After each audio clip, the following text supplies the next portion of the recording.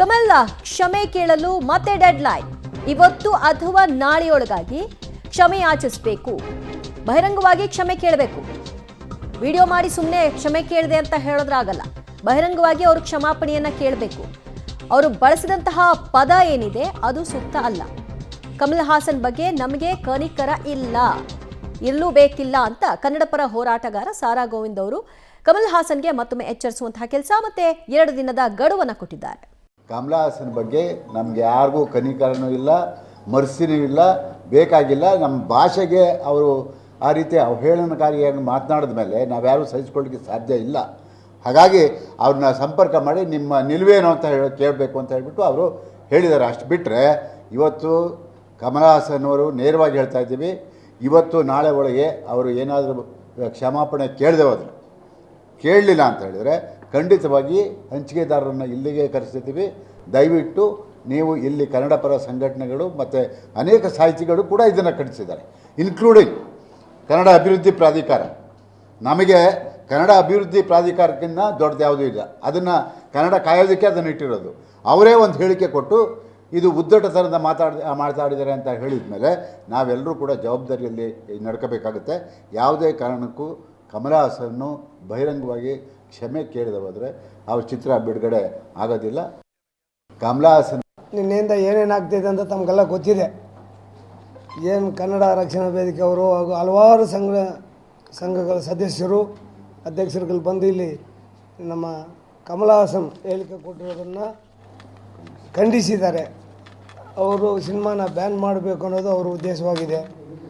ನಾವು ಅದಕ್ಕೆ ಸಂಬಂಧಪಟ್ಟ ಮತ್ತಷ್ಟು ಮಾಹಿತಿ ಪಡೆಯೋಣ ನಮ್ಮ ಪ್ರತಿನಿಧಿ ಧನುರಿಂದ. ಧನು, ಇನ್ನೂ ಫಿಲ್ಮ್ ಚೇಂಬರ್ ಒಂದು ನಿರ್ಧಾರಕ್ಕೆ ಬಂದಿಲ್ಲ. 1 ದಿನದ ಸಮಯಾವಕಾಶ ಕೊಟ್ಟು ನೋಡುವಂತಹ ಪ್ರಯತ್ನ ಆಗ್ತಾ ಇದೆ.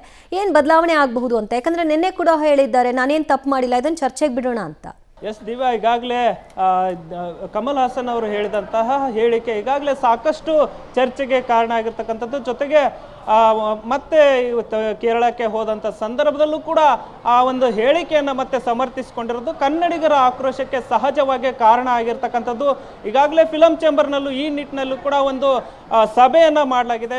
ನಿರ್ದೇಶಕರು, ನಿರ್ಮಾಪಕರು ಮತ್ತು ಡಿಸ್ಟ್ರಿಬ್ಯೂಟರ್ನೆಲ್ಲ ಎಲ್ಲರನ್ನು ಕರೆದು ಮತ್ತು ವಾಣಿಜ್ಯ ಮಂಡಳಿಯ ಪದಾಧಿಕಾರಿಗಳನ್ನು ಕರೆದುಬಿಟ್ಟು ಈಗ ಒಂದು ಸಭೆಯನ್ನು ಮಾಡಿರ್ತಕ್ಕಂಥದ್ದು. ಈ ಒಂದು ಸಭೆಯಲ್ಲಿ ಪ್ರಮುಖವಾಗಿ ಕಮಲ್ ಹಾಸನ್ ಅವರಿಗೆ ಅವರು ಮಾತಾಡಿದಂತಹ ಮಾತುಗಳನ್ನು ಮನವರಿಕೆ ಮಾಡಿಕೊಡತಕ್ಕಂಥದ್ದು ಮತ್ತು ಜೊತೆಗೆ ಅವರು ಬಹಿರಂಗವಾಗಿ ಕ್ಷಮೆಯನ್ನು ಕೇಳಬೇಕು ಅನ್ನೋ ಒಂದಿಷ್ಟು ಈ ಒಂದು ವಿಷಯದ ಬಗ್ಗೆ ಈಗಾಗಲೇ ಚರ್ಚೆ ನಡೆದಿರ್ತಕ್ಕಂಥದ್ದು. ಯಾಕಂದರೆ ತಗ್ಲೈಫ್ ಸಿನಿಮಾವನ್ನು ಕರ್ನಾಟಕದಲ್ಲಿ ಡಿಸ್ಟ್ರಿಬ್ಯೂಷನ್ ತಗೊಂಡಂಥ ವೆಂಕಟೇಶ್ ಅವ್ರನ್ನ ಕೂಡ ಈ ಒಂದು ಸಭೆಯಲ್ಲಿ ಕರೆದು ಅವ್ರಿಗೂ ಕೂಡ ಒಂದು ಮನವರಿಕೆಯನ್ನು ಮಾಡಿರ್ತಕ್ಕಂಥದ್ದು. ಅವರು ಕೂಡ ಹೇಳಿರ್ತಕ್ಕಂಥದ್ದು, ನಾನು ಕೂಡ ಒಬ್ಬ ಕನ್ನಡಿಗನಾಗಿ ನಾನು ಈ ಒಂದು ಮಾತುಗಳನ್ನು ಖಂಡಿಸ್ತೀನಿ, ಇದನ್ನು ಕಮಲ್ ಹಾಸನ್ ಅವರಿಗೆ ನಾನು ಅವರ ಗಮನಕ್ಕೆ ತರ್ತೀನಿ, ಹಾಗೆ ಕ್ಷಮೆ ಕೇಳುವಂತೆ ಕೂಡ ಕೇಳ್ಕೊಳ್ತೀನಿ. ಈಗ ಅವರು ಸಿನಿಮಾದ ಪ್ರಚಾರ ಕಾರ್ಯದಲ್ಲಿ ಇರೋ ಕಾರಣದಿಂದ ಅವರನ್ನು ಸಂಪರ್ಕಿಸಲು ಸಾಧ್ಯ ಆಗ್ತಾ ಇಲ್ಲ.